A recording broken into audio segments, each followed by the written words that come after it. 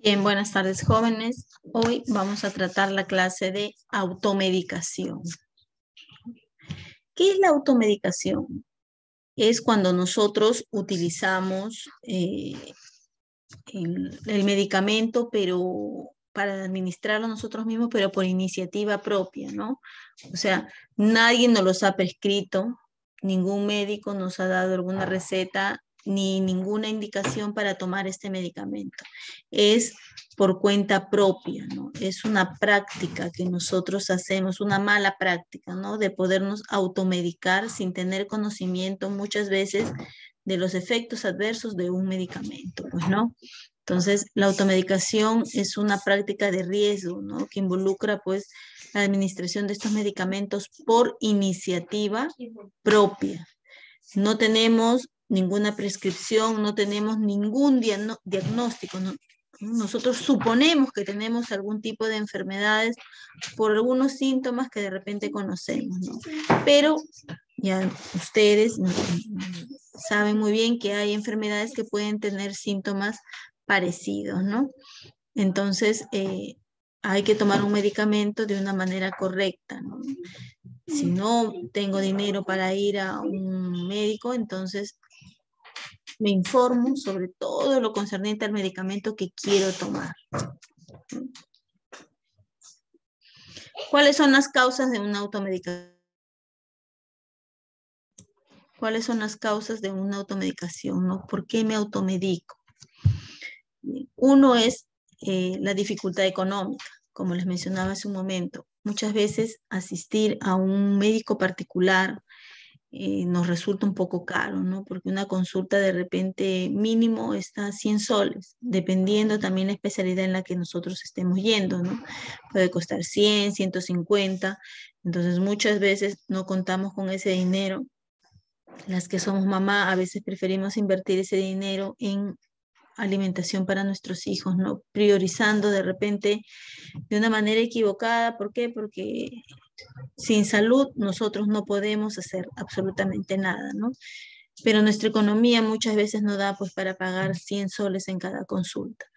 En otros casos, bueno, recurren a lo que es el MINSA, ahí las consultas no están tan caras, ¿no? Que es más accesible. Los que tienen, los que pertenecen a E-Salud, obviamente simplemente sacan su cita, ¿no? Para atenderse. Pero la dificultad económica se refiere pues a cuando se va a ir a un médico particular. Espera prolongada para las consultas médicas. Obviamente, cuando sacamos nuestras citas médicas, por ejemplo, en E-Salud, muchas veces no hay, esperamos un mes, 2 meses, dependiendo la disponibilidad del médico, ¿no? Sintomatología no grave, ¿no? Muchas veces decimos, no, ese es un simple dolor de cabeza, es un simple mareo, no es un simple cansancio, si es un simple dolor de barriga. Entonces, no medimos las consecuencias de, ¿no? Hay personas que han tenido o han pasado por ligeros cólicos, ¿no? de estómago, y simplemente toman un medicamento y nada más, ¿no? Y a la larga, pues esto resulta que está padeciendo uno de repente una pancreatitis, que cuando ya se dan cuenta es demasiado tarde, ¿no? Entonces, de repente también la vesícula, entre otras enfermedades, ¿no? Consumo de productos naturales, ¿no? Muchas personas creen que solamente consumir productos naturales nos vamos a aliviar, ¿no? Sin muchas veces saber cómo se toman realmente. Cuando son ya productos naturales debemos de consumirlos un poquito más, menos espaciados que de repente un producto farmacéutico, ¿no? De repente si un producto farmacéutico, por ejemplo el calcio, ¿no? El calcio se toma una vez al día, pero cuando tomamos el calcio natural de las cáscaras, por ejemplo, trituramos las cáscaras de huevo y le echamos un poquito de limón para obtener el calcio que nosotros necesitamos, ya no va a ser una vez al día, ¿no? Tenemos que tomarlo de repente 2, 3 veces al día. Entonces es totalmente diferente. La atención médica deficiente. ¿Por qué? Porque muchas veces, por favor, esos audios, porque muchas veces, si ustedes mismos lo han podido vivir, 3, 4 médicos cuando nos atienden o les decimos lo que tenemos, nos dicen cosas totalmente distintas, ¿no? Entonces, muchas veces porque no quieren leer, porque no tienen la paciencia de poder escuchar a un paciente, ¿no? Entonces, es la falta de repente de vocación de un médico, ¿no? Entonces, no, ¿para qué ir al médico si este no sabe nada, ¿no? Mejor me automedico yo sé más que él, ¿no? Pudoro la consulta, de repente si tenemos un problema, generalmente eso se da con un problema de los genitales, ¿no? Algunos hombres tienen vergüenza, algunas mujeres también lo tienen y no van, ¿no? O la ignorancia mismo, o sea, la ignorancia nos referimos a la falta de conocimiento que se puede tener, al miedo, ¿no? Entonces, esa también serían algunas de las causas, ¿no? Entonces, todas estas cosas que nos pueden provocar a nosotros automedicarnos, ¿no? Y también, de repente, cuando nosotros vamos a un consultorio particular, los medicamentos que nos recetan, pues, son medicamentos caros, ¿no? Entonces, nosotros preferimos automedicarnos con medicamentos genéricos, ¿no? ¿Para qué ir donde el médico si me receta medicamentos caros? Mejor me voy y me compro las medicinas porque a mi vecina le hizo bien, entonces, si a ella le ha hecho bien, a mí también me va a hacer lo mismo. Pero eso es totalmente falso, porque nuestros órganos o nuestro organismo son totalmente diferentes, ¿no? Para cada persona. ¿Por qué no me debo automedicar? ¿Cuáles serían las consecuencias de automedicarme, ¿no? Muchas veces nosotros nos automedicamos, como les dije hace un momento, sin medir las consecuencias de los medicamentos, ¿no? Sus efectos adversos, la resistencia que podemos provocar de estos antibióticos en este caso, ¿no? Hay pacientes que se automedican y dicen, pues no, tengo la garganta, la siento seca, estoy tosiendo, me da una ligera febrícula, entonces un antibiótico, ¿no? Una amoxicilina, una ceftriaxona, tengo que tomarla inmediatamente. Entonces, no es necesario. Cuando sentimos un malestar de la garganta, lo primero es calmarlas con los analgésicos, ¿no? Y los antipiréticos. Entonces, si eso mejora durante los 2 días, entonces no hay ningún problema, ¿no? Continúa hasta el tercer día porque simplemente es una inflamación, nada más. A veces la fiebre no necesariamente aparece porque hay una infección, sino a veces la fiebre aparece porque hay una reacción, es una reacción de la inflamación que está sucediendo en nuestro organismo, ¿no? Entonces, o de repente el niño, ¿no? Ya lo ven con el moquito ahí en la nariz y tosiendo, o mamá, me duele la garganta, antibiótico.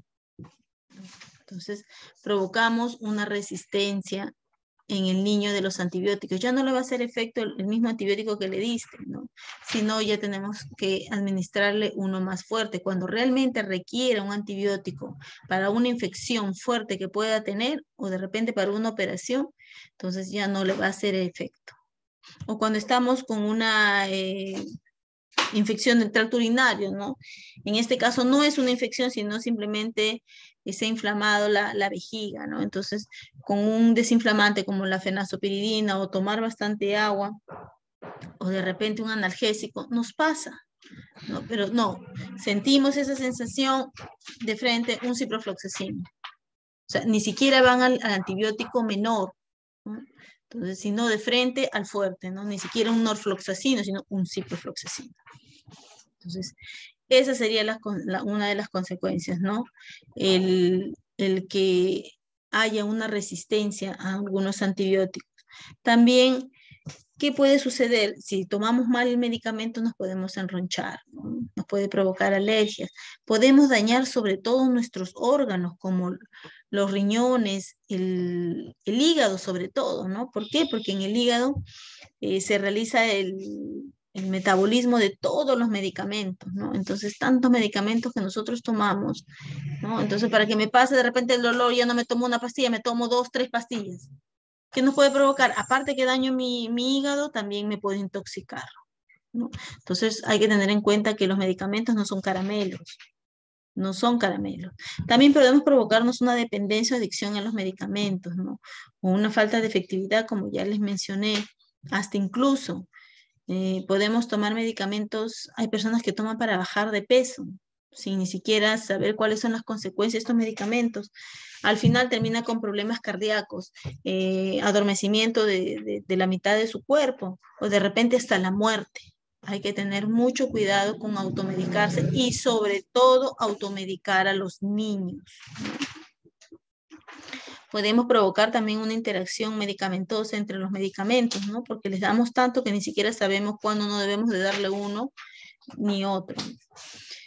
¿Cuáles son los órganos más afectados en automedicación? Pues ya les mencioné uno de ellos, ¿no? El hígado.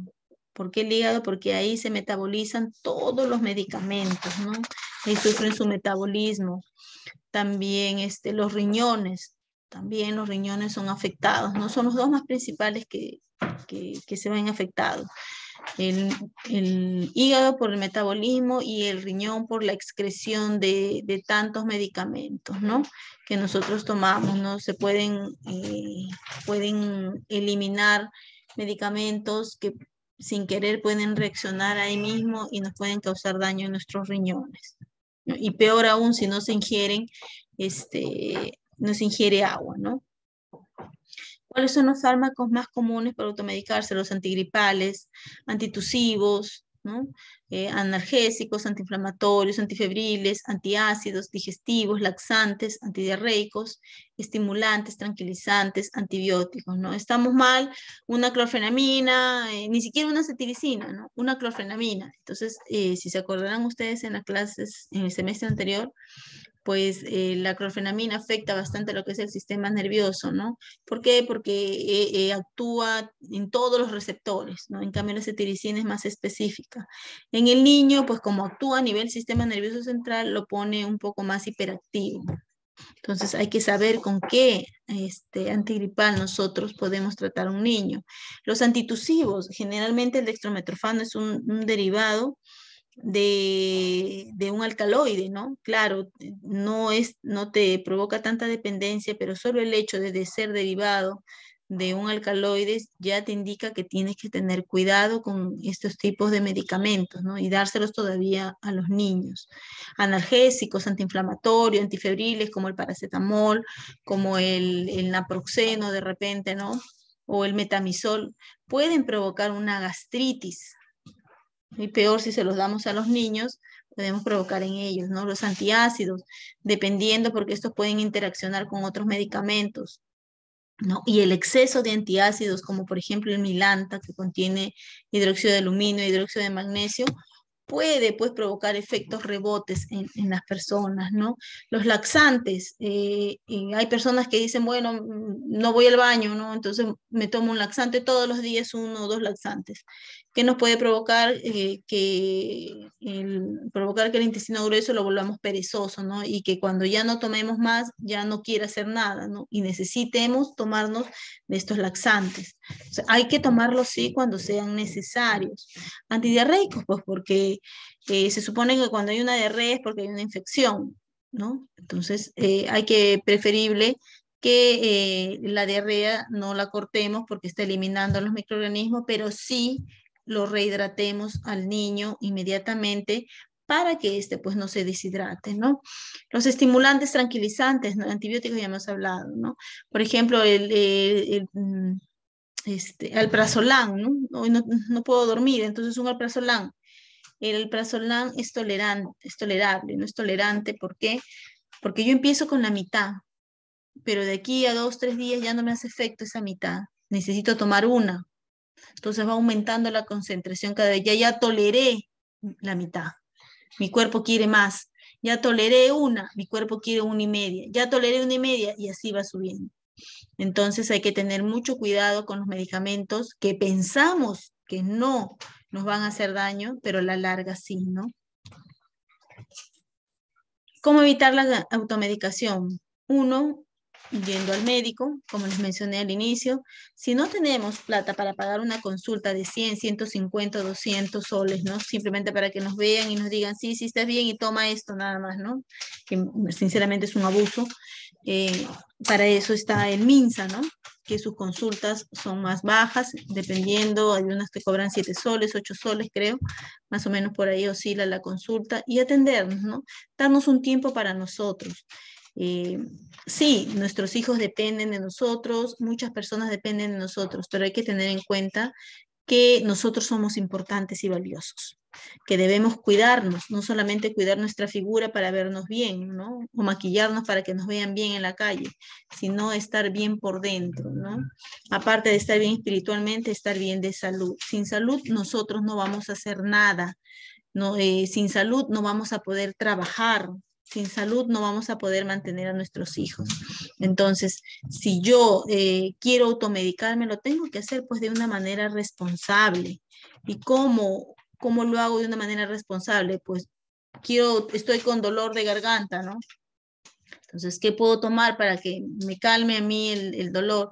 Un paracetamol. Entonces, busco la información del paracetamol, en qué dosis las debo tomar, cada cuánto tiempo, qué efectos me va a provocar. Y si me da flojera hacer eso, entonces me voy a una botica, una farmacia y pregunto, que el farmacéutico o el técnico en farmacia estén en la capacidad de orientarme, ¿no? Entonces, es bueno pues querernos un poquito más, cuidar nuestra salud por nosotros mismos, más que por los demás, ¿no? Si nosotros estamos bien, cuidamos el cuerpo que tenemos, ¿no? Nuestros órganos, entonces vamos a vivir una vida tranquila, vamos a poder cuidar a nuestros hijos y trabajar pues con mucho más ganas, ¿no? ¿Hay una relación entre la publicidad y la automedicación? Por supuesto que sí, ¿no? Porque cuando nosotros vemos una publicidad de algún medicamento, pues, ¿qué decimos, no? La que hace la publicidad dice, bueno, siento dolor de cabeza, me siento deprimida, ¿no? Un sinnúmero de síntomas y ustedes dicen, uy, igualito siento yo. Yo me siento igual. A mí también me duele lo mismo. Ah, entonces ese medicamento me va a hacer muy bien y me voy corriendo a comprar a la botica y me automedico. O de repente estamos subiditas de peso, ¿no? Y te ponen ahí su réclame, ¿no? De publicidad, ¿no? Te tomas cada pastillita cada cierto tiempo y te regalo media cajita más. Entonces vas a eliminar toda la grasa y en 1 o 2 semanas estás bajando de peso. Ay, bueno, yo necesito, me voy corriendo a la botica y la compro, a la farmacia. Entonces, la publicidad es una forma de motivar, ¿no? A las personas a comprar estos medicamentos mostrándoles sus beneficios. Entonces, hay normas, como ya lo hemos visto anteriormente en temas, nos dice pues de que estas publicidades deben de ir en la parte inferior las advertencias y precauciones, ¿no? Entonces, pero así pasen, la gente cuando esté emocionada con lo que te ven, con lo que te venden, sobre todo si bajas de peso, ¿no? Entonces te olvidas de leer la publicidad de las advertencias, ¿no? Y te vas, ¿qué te importa lo que te pueda pasar? Un infarto, una hemiplegia, lo que sea, ¿no? Con tal de bajar de peso, ¿no? Y nos están engañando. Simplemente hay que mejorar la ración de nuestros alimentos y hay que balancearlos bien, ¿no? La mayoría no come fruta ni come verduras, ¿no? Ni toma mucha agua, sino gaseosa, gaseosa, gaseosa. Lo que les hablaba, ¿no? Hace un momento, una automedicación responsable, ¿no? Es averiguar qué medicamentos, todo lo concerniente al medicamento que quiero tomar, ¿no? O de repente tengo por ahí un amigo, un conocido, oriéntame, que tengo estos síntomas, qué medicamentos puedo tomar, o si algún conocido una enfermera, o si no, a una botica, ¿no? Todos tenemos conocimiento de lo que es algunos síntomas que se asemejan a una patología, ¿no? Efectos, pues, ¿qué información brinda también, por ejemplo, los prospectos, ¿no? A veces los insertos de los medicamentos, a veces algunas personas no los leen, ¿no? Simplemente los sacan, los botan y toman los medicamentos. Hay que leerlos, ¿no? Porque ahí nos podemos informar de los medicamentos que nos están dando, nos están brindando, ¿no? Para que puedan calmar nuestra enfermedad, ¿no? Muy aparte que los medicamentos a veces se dan en concentraciones distintas de acuerdo a nuestra etapa de vida, ¿no? Yo no voy a tomar un medicamento al niño, no le voy a dar un medicamento que se le va a dar a un adulto, porque las concentraciones son mayores, o a un anciano, ¿no? Ya cuando padecen alguna enfermedad, algunos medicamentos disminuyen su concentración para que no les haga daño, porque ya sus órganos ya están desgastados, ¿no? Entonces es muy importante saber cómo me automedico, ¿no? Es importantísimo saber